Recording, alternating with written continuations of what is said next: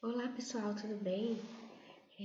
Vamos dar continuidade então à nossa disciplina de geotecnia ambiental e nesse vídeo nós vamos explicar sobre aquela lista de exercícios que foi enviada para vocês, que é para ser respondida até segunda-feira dessa semana, que se trata de 32 perguntas de múltipla escolha sobre as nossas primeiras aulas, né? Uma lista de exercícios de revisão que trata dos assuntos de planeta Terra, minerais e rochas, solos e intemperismos. Então eu vou resolver junto com vocês e a gente vai solucionando algumas possíveis dúvidas. Então vamos lá? Primeira pergunta. Da superfície ao centro do planeta Terra, podemos distinguir três zonas distintas, três zonas ou três camadas. Então, da superfície ao centro, crosta terrestre, também chamada de litosfera, manto, que é a camada intermediária, e mais ao centro, o núcleo. Resposta certa, letra B. Qual é o raio do planeta Terra? Então, a resposta correta é 6.370 quilômetros. Lembrando que esse é o raio equatorial, porque a Terra ela não é uma esfera perfeita, então no sentido polar nós temos um achatamento, né, dos polos, formando um elipsoide. Então a Terra ela é levemente achatada aos polos e por isso o raio na direção polar é menor. Mas na ordem de grandeza, né, aproximadamente aí 6.000 quilômetros. Fazem parte dos elementos químicos mais abundantes da crosta terrestre, exceto o carbono. O carbono é o principal elemento químico das moléculas orgânicas, né, das moléculas dos organismos vivos, vegetais e animais. Então, quando se fala em moléculas de organismos vivos, o carbono é o principal elemento químico. Mas como na crosta terrestre nós estamos falando de substâncias inorgânicas, os principais elementos são o ferro, o silício e o oxigênio, os elementos mais abundantes. Qual é o desnível máximo da crosta terrestre? Entre a Fossa das Marianas, que é o ponto mais baixo, a depressão mais baixa que fica no Oceano Pacífico, e o Monte Everest, que é o pico mais alto do mundo.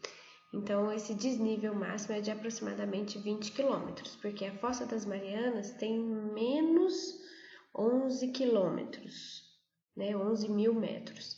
E o Monte Everest tem aproximadamente 8.000 e tantos metros, 8 quilômetros. Então, 11 quilômetros para baixo, mais 8, quase 9 quilômetros acima, dá um desnível de aproximadamente 20 quilômetros. O manto superior da Terra é chamado de astenosferas. É onde fica depositado as placas tectônicas que estão se movendo, né, que tem alguns certos tipos de movimentos tectônicos, tanto horizontais, verticais, paralelos, de afastamento, de aproximação. 6. O que não está associado ao movimento das placas tectônicas? As enchentes, né? As enchentes são provocadas quando o rio tem o seu regime de cheia, né, provocado pelo aumento das chuvas, e não tem nada a ver com o movimento de placas tectônicas. Já terremotos, vulcões e tsunamis são provocados pelos movimentos das placas tectônicas.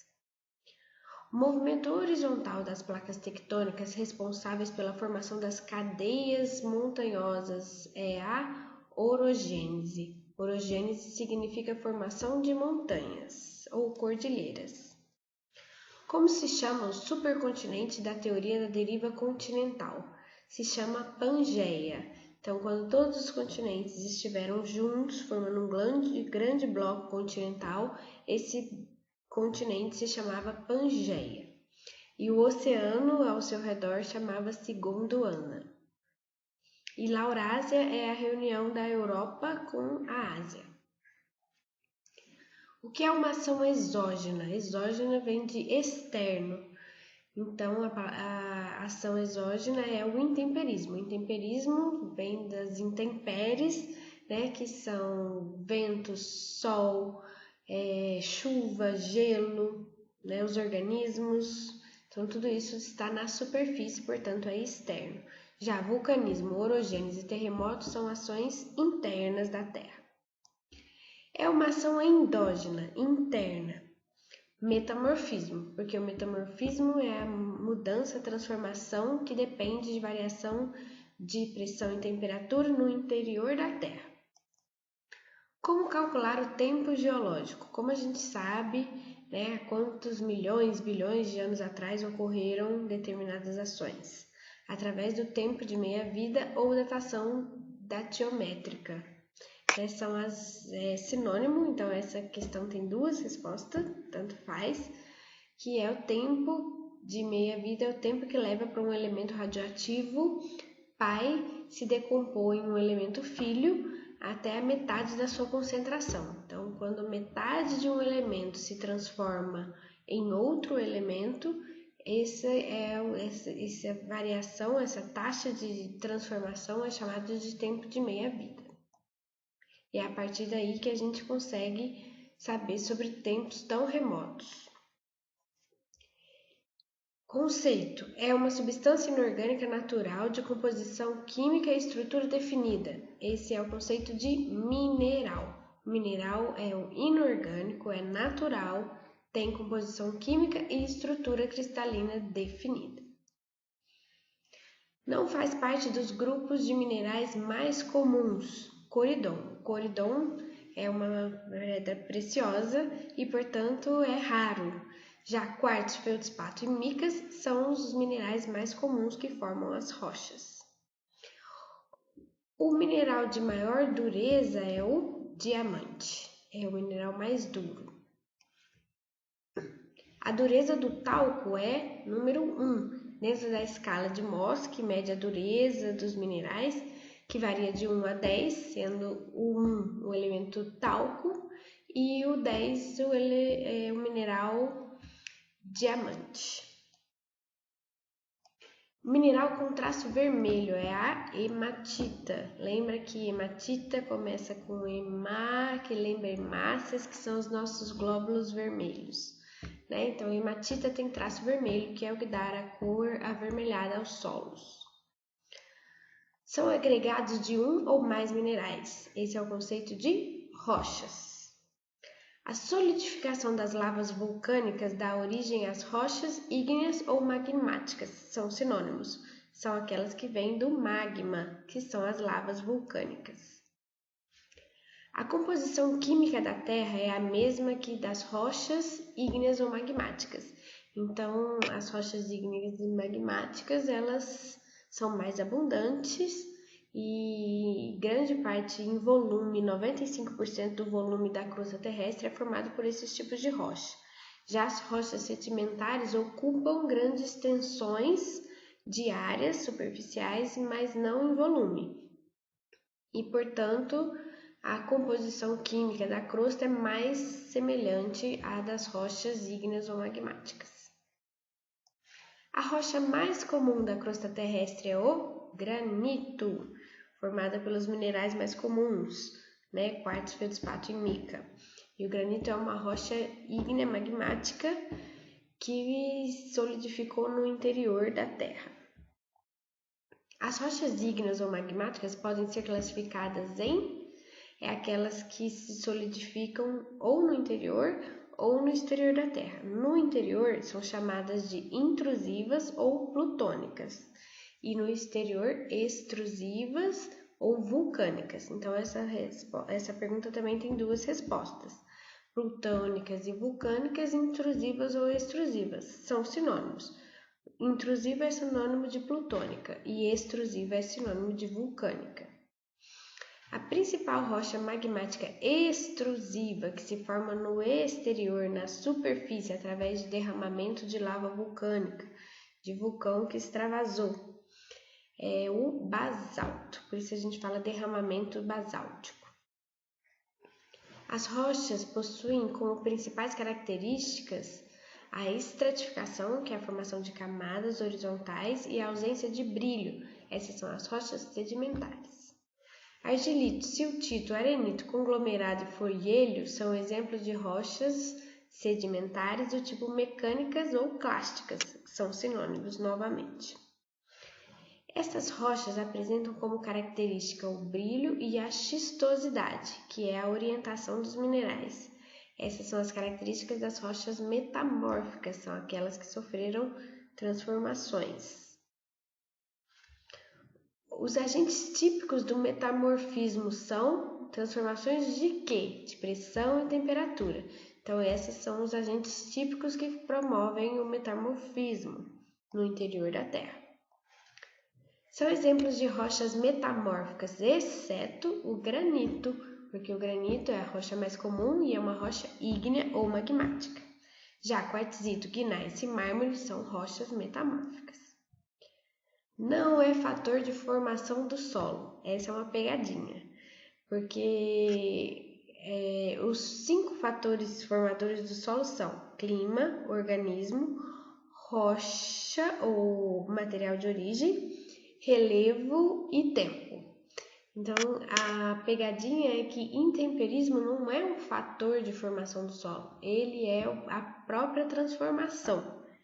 Então, quando a rocha se transforma em solo, esse processo leva o nome de intemperismo. Mas o que precisa para que isso aconteça? Precisa dos outros fatores, que são 5. Clima, organismo, material de origem, que são as rochas, tempo e relevo. A decomposição e a desintegração das rochas por agentes externos, as intempéries, é o intemperismo. Pedogênese é a formação de solo, orogênese é a formação de montanhas e erosão é a perda ou desgaste dos solos. No Nordeste predomina o intemperismo do tipo físico, porque nós temos menos água, índices pluviométricos mais baixos, pouca chuva, mais seca, árido, semiárido. Então, é o intemperismo físico, que é de desagregação, das rochas. A granulometria, que é os grãos dos solos, aumenta na sequência argila, silt e areia. O menorzinho então na ordem crescente, do menor para o maior. A argila é o menorzinho, silt intermediário e areia são os grãos maiores. Não é característica de solo velho, presença de minerais primários. Presença de minerais primários é mais característica de solos jovens. Já os solos velhos são profundos, muito intemperizados, com minerais secundários e são pobres em nutrientes porque já foram desgastados, lixiviados pelas águas das chuvas. E aí ocorreram a perda dos nutrientes. Solo residual é aquele que reside sobre a sua rocha de formação. Então, é aquele que permanece no local de formação. Não tem nada a ver com resíduos. Não é solo transportado. Solos orgânicos. Solos orgânicos é outro tipo de solos.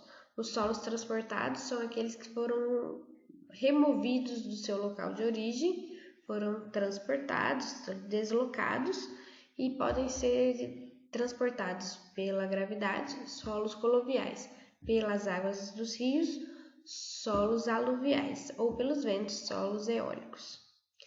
E são exemplos de intemperismo químico, são as reações químicas, exceto a fragmentação. A fragmentação, que é a desagregação, a partição, a quebra, é um tipo de intemperismo físico. Já a oxidação, decomposição e hidrólise são reações químicas e, portanto, depende de água, intemperismo químico.